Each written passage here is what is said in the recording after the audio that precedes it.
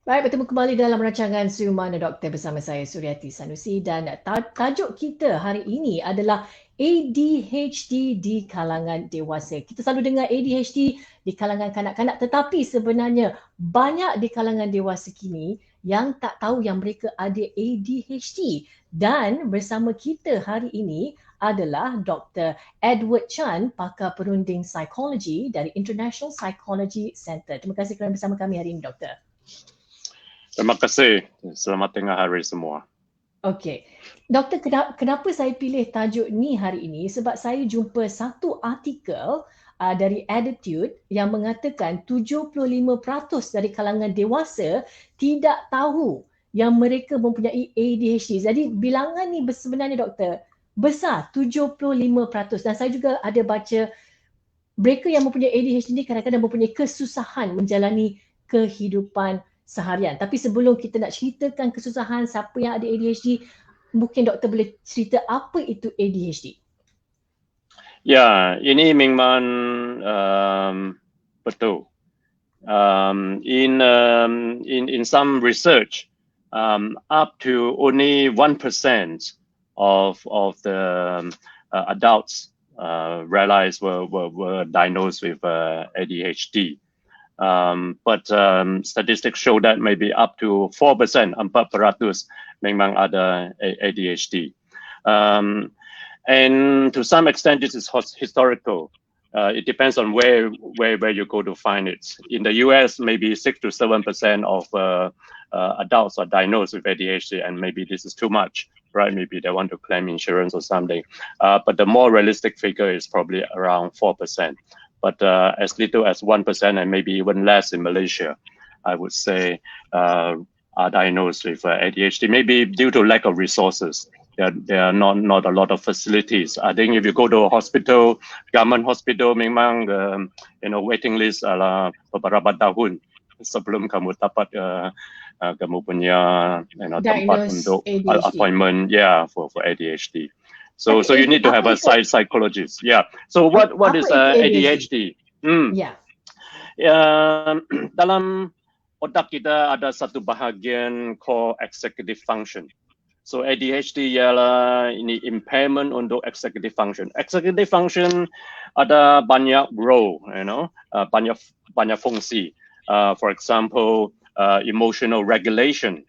So that is why people with ADHD, adult with ADHD, they're very impulsive. They're macam, very impatient. They are poor regulating their punya emosi.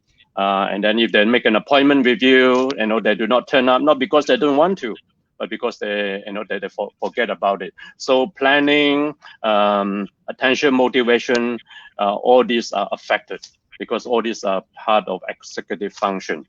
So it's the executive function impairment, not only attention, right? But many other things are affected, including emotional regulation.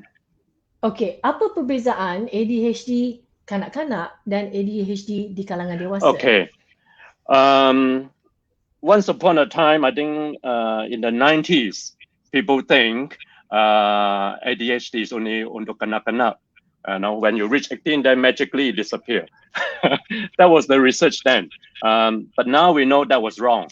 It's because they were using the wrong scale, right? They were using the children's scale. That's why they cannot detect in adults.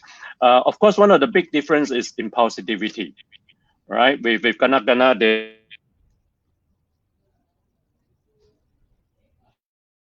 Dok. Okey, kita mungkin telah mungkin ada masalah teknikal di sini. Kita kehilangan line bersama dengan Dr. Edward. Jadi kita akan cuba connect kembali dengan Dr. Edward. Dan tadi sebelum dia keluar daripada line ni, dia berceritakan tentang ADHD di kalangan orang dewasa. Dan sebelum tu juga dia berceritakan yang ADHD semasa dulu doktor diagnose yang ADHD di kalangan kanak-kanak selalunya, dan ADHD itu akan hilang bila dia menjadi dewasa. Tetapi bila dia tapi sebenarnya mengikut diagnosis yang terbaru, itu tidak benar. Sebenarnya ADHD boleh juga berlanjutan sehingga ke alam dewasa. Betul tak, doktor? That's right. Yes. Yeah. Because so the big difference is impulsivity, right? With kana you jumping up and down, but with adults we can regulate our emotion better, right? So we can control our emotion, but we are still restless. So the ADHD is still there, but we are more able to control our impulses, our emotion. Whereas as children, it is more difficult. That's the only difference. And we have more tools. We can use a diary. We learn a lot more strategies. Then we can mask it better, right? But as children, that is more difficult. But I like the word that you use, mask. Masking doesn't mean that it is not there. Di kalangan dewasa sebab kenapa saya pun kadang-kadang rasa saya ada ADHD, di mana masa kecil saya dianggap sebagai pelik kerana berbuat sesuatu yang tak macam orang lain, tapi bila meningkat dewasa saya terfikir saya terpaksa berlakon atau memakai topeng supaya nampak seperti orang biasa. Jadi kenapa pentingnya orang dewasa ini mendiagnose diri mereka bahawa mereka ada ADHD? So that we can receive the help that we need. It is a bit like when we are short-sighted. With the right prescription glasses, then we can see, right? And with the ADHD, there are some a lot of treatment available. There is a physical aspects whereby part of the chemicals in the brain, dopamine, noradrenaline, these are deficient. In our lab in the International Psychology Center, we do a lab test on the brain chemicals, a urine test, and see whether these are deficient, right? And if these are deficient, there are like supplements and even medication you can take to supplement it. So with the adjustment, with the right treatment, then you can manage and treat most of these symptoms.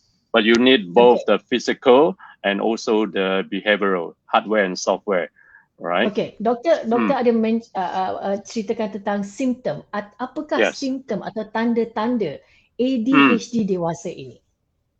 Yes, like your ability to focus on things, do things in a time orderly manner, right? A lot of adults that mask their symptoms because they turn to become their own bosses, right? They're entrepreneur, they can have their own timing. But if they work for people, they'll be fired because they cannot keep on time. They cannot turn out on work on time. They will sleep late or they don't sleep. So they are very poor in time management. Right, they do most things in the last minute, and they probably drop out in school. They cannot do their work. So they cannot like focus on things that need to be focused. They only focus on things that they're interested in. So that is the problem, and they have a lot of problem in relationship as well, right? Because they cannot attend to their partners.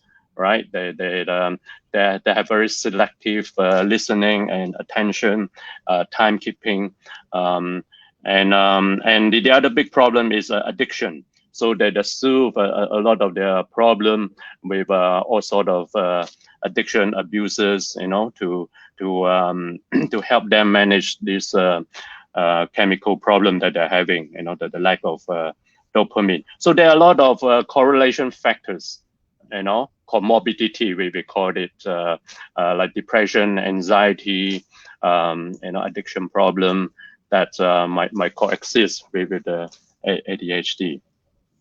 Okay, jadi doktor kata mereka yang mempunyai masalah ni mungkin juga mengalami masalah ketagihan dengan barang-barang terlarang. Jadi macam mana kita nak tahu mereka tu rawatan yang macam mana atau diagnosis yang macam mana untuk menentukan mereka tu bukan hanya ada ketagihan tapi sebenarnya berpunca dari ADHD?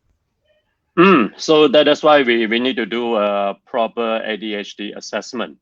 Apart from the addiction, we need to really assess, and we have an instrument to do that, like an IQ test, for example, which will enable us to test for ADHD, or working memory test, which we can test for the executive function.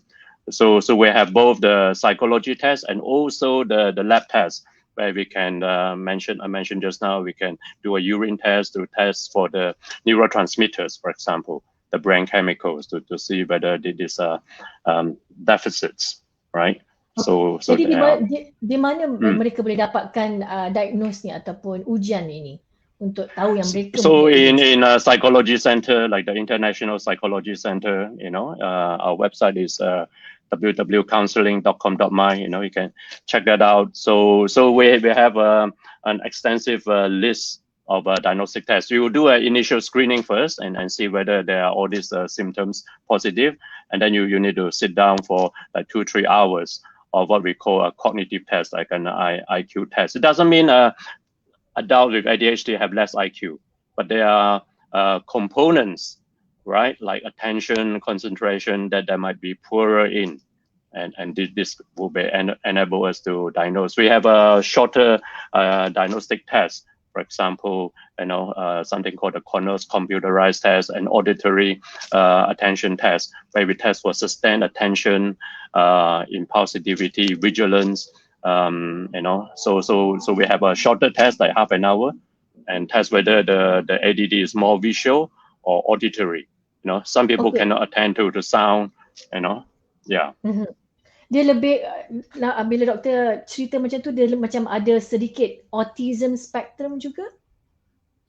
No, these are very different. Dengan autism. What I mean is auditory. Dengan suara. Yeah. So some people, they cannot hear pay attention to the sound, but visually they are better. So there are two type of attention, whether it's visual or through sound, auditory. So in our auditor, yes, go ahead. Okay, doktor ada satu buku untuk doktor.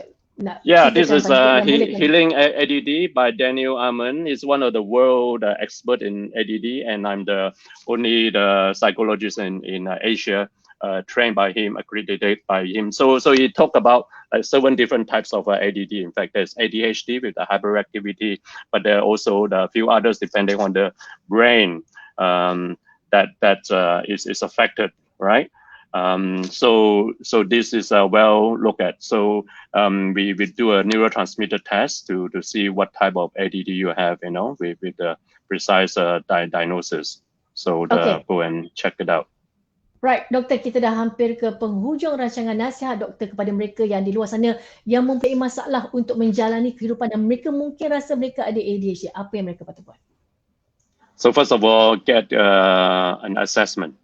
All right, see a pakar psychology, right? Psychologists, they will do the comprehensive screening, and if the screening is positive, then we do the full assessment.